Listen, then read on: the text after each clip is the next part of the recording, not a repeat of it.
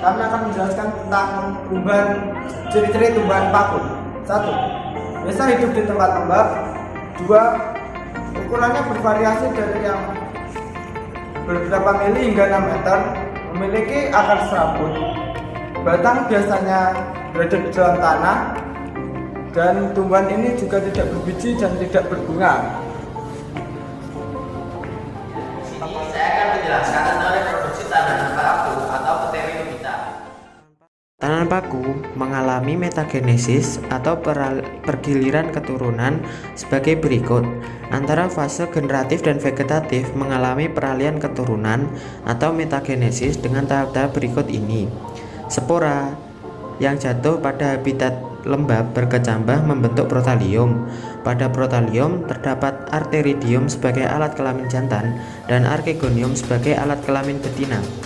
Archegonium memproduksi ovum, arteridium memproduksi sperma yang haploid dan membuai ovum haploid di dalam archegonium hingga terbentuk zigot yang diploid. Zigot berkembang menjadi tumbuhan paku atau sporofit.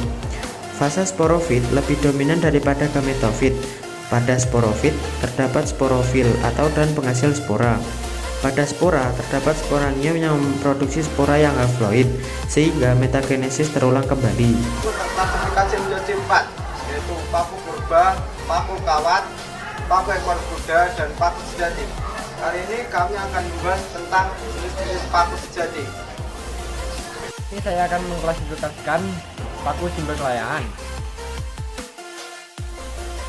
Tanaman ini mempunyai klasifikasi, yaitu berasal dari kelas Pteridopsida, ordo Polypodiales, famili Polypodiaceae, genus Drinaria, dan spesies Drinaria sparcisora.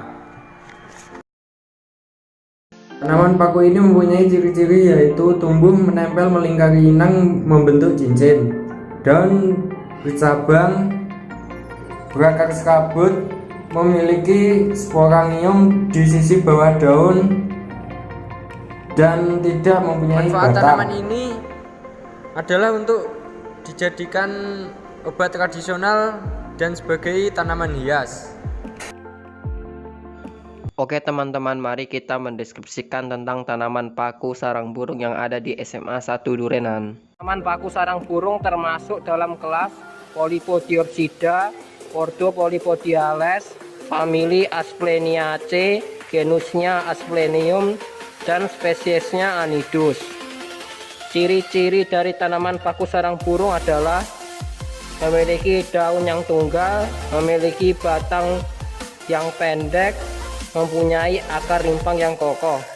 Mengapa disebut tanaman paku sarang burung? Karena daunnya melingkar seperti membentuk sarang burung.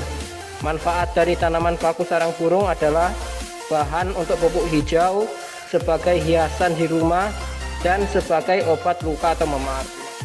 Saya akan mengklasifikasikan tanaman paku sisik naga.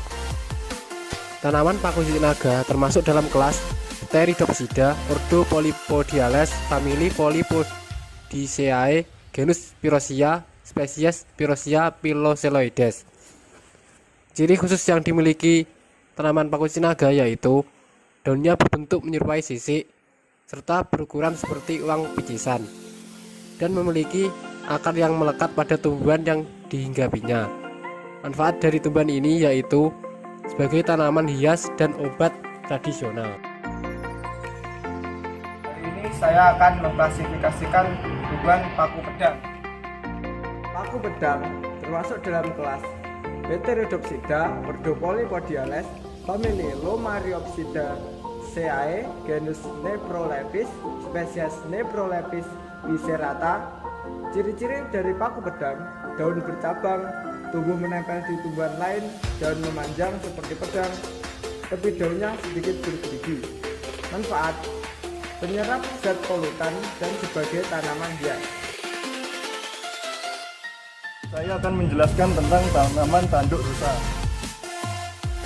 Tanaman ini termasuk dalam kelas Pteridopsida, ordo Polypodiales, famili Polypodiaceae, genus Platycerium, spesies Platycerium bifurcatum.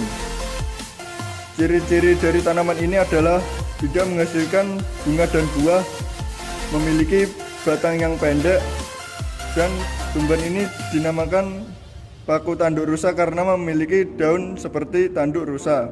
Manfaat dari tanaman ini adalah sebagai obat tradisional dan sebagai tanaman hias. Oke, kali ini saya akan mengklasifikasi tentang tumbuhan paku semanggi. Paku semanggi termasuk kelas Pteridopsida, ordo Salviniales, famili Marsileaceae, genus Marsilea, spesies Marsilea crenata. Ciri-ciri tumbuhan paku semanggi: batang tumbuhan paku tak berkayu dan sangat mudah patah, berakar serabut. Daun tumbuhan paku yang masih muda memiliki bentuk khas yaitu menggulung pada bagian ujungnya. Manfaat tumbuhan paku semanggi yaitu sebagai sayuran dan obat-obatan atau bisa juga digunakan sebagai tanaman hias.